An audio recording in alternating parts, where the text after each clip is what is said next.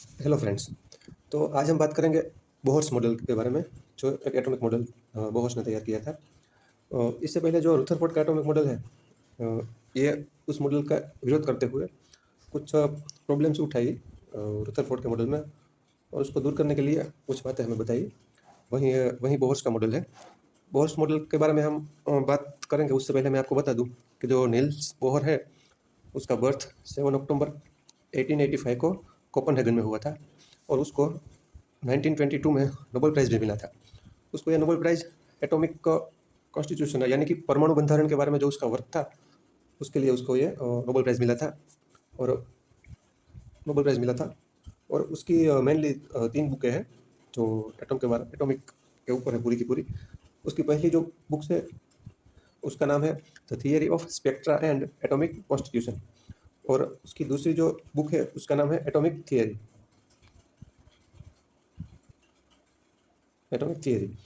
और तीसरी जो बुक है उसका नाम है द डिस्क्रिप्शन ऑफ नेचर। पहली बुक का नाम है the theory of spectra and atomic constitution. ठीक है, तो ये हमने बेसिकली नील बोहर्स के बारे में जो उसकी कुछ पर्सनल बातें थी वो बताई, उसका बर्थ, उसको नोबेल प्राइज़ मिला, और उसने जो तीन तीन बुकें जो लिखी, ये उसके बारे में बात थी। और अब हम उसका नील्स बोहर का जो मॉडल है उसके बारे में बात करेंगे। मेनली उसके दो पॉइंट है।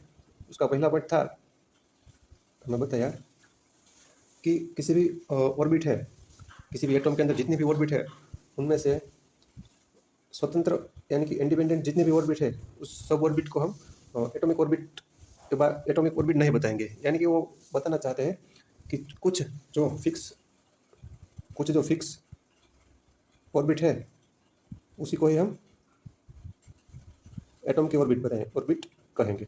यानी कि सभी जो एनर्जी लेवल है उसको हम नहीं कहेंगे कि वो इस एटम के ऑर्बिट है सभी। और उसका दूसरा पॉइंट है कि जो इंडिपेंडेंट इलेक्ट्रॉन है,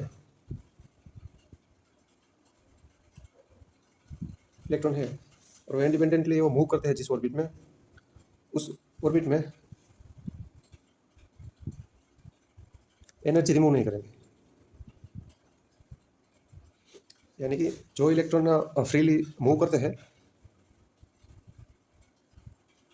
वो एनर्जी रिमूव नहीं करेंगे। ठीक है। और यहाँ पर उसने हमें ऑर्बिट ऑर्बिट के अंदर जो एनर्जी लेवल है, उसका भी एक मॉडल तैयार करके बताया। मैं यहाँ पर ड्रॉ करता हूँ। सबसे पहले न्यूक्लियस, उसके बाद फर्स्ट ऑर्बिट, उसके बाद सेकंड ऑर्बिट, उसके बाद थर्ड ऑर्बिट, और ये लास्ट। ऐसी जो ऑर्बिट है, और टोटल उसने चार ऑर्बिट हमें बताई है कि जो एटम की ऑर्बिट मानी जाएंगी। यहाँ पर है ये न्यूक्लियस। और हम जब इस ऑर्बिट के बारे में बात करते हैं, तो उसने सभी ऑर्बिट को भी नाम दिया। जो सबसे पहली वाली ऑर्बिट है वो एल, उसके बाद सॉरी, पहली जो ऑर्बिट है वो है के, उसके बाद की ऑर्बिट एल, उसके बाद एम और एन। ये चार ऑर्बिट के बारे में हमें बताया। और अगर हम इसको डिजिट के द्वारा लिखे तो ये फर्स्ट पहली ऑर्बिट, ये दूसरी, ये तीसरी और ये फोर्थ। और जब हम इस ऑर्बिट में काउंट करना चाहे कि भाई इसमें किस ऑर्बिट में कितने इलेक्ट्रॉन हैं, तो उसका एक छोटा सा इक्वेशन भी है, 2n²। यहाँ पर n जो है वो क्या है, ऑर्बिट है। यानी कि कौन सी ऑर्बिट काउंट करना चाहते हैं।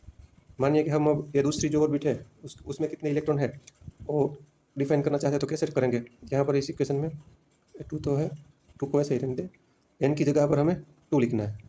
दूसरी ऑर्बिट में कितने इलेक्ट्रॉन है वो देखना है, इसलिए यहाँ पर n की जगह पर 2 लिखेंगे और उसका स्क्वायर। 2 है, इसका मतलब यहाँ पर 4 हो गया।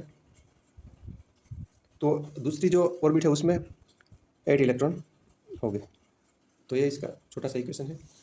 तो बेसिकली बोहर्स मॉडल है, उसमें ये इलेक्ट्रॉन की जो ऑर्बिट है उसके बारे में बात की है, और उसके एनर्जी लेवल यानी कि फर्स्ट, सेकंड, थर्ड और फोर्थ ऑर्बिट के बारे में बात की है।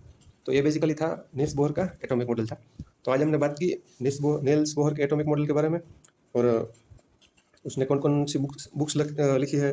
और ये नील्स बोहर का जो एटॉमिक मॉडल है वो रुदरफोर्ड का जो एटॉमिक मॉडल है उसके विरुद्ध में कुछ बातें हमें उसने क्लियर करवाई है। तो ये था Bohr's atomic model. Thank you friends.